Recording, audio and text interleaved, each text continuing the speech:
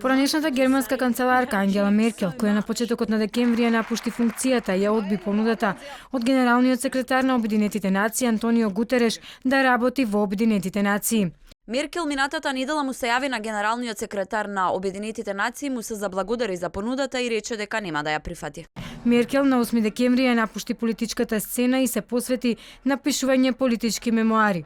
Од кабинетот на Меркел не е прецизирано каков ангажман и понудил Гутереш на поранешната германска канцеларка, но медиумите претходно јавија дека станувало збор за председавање со Советодавниот комитет на Обединетите нации за глобални јавни добра, што е еден од неговите водечки реформски проекти. Меркел, која долго време најавуваше пензионирање по германските парламентарни избори во септември 2021 година, во неколку наврати повтори дека не сака да преземе никаква нова функција по истекот на неизиниот мандат.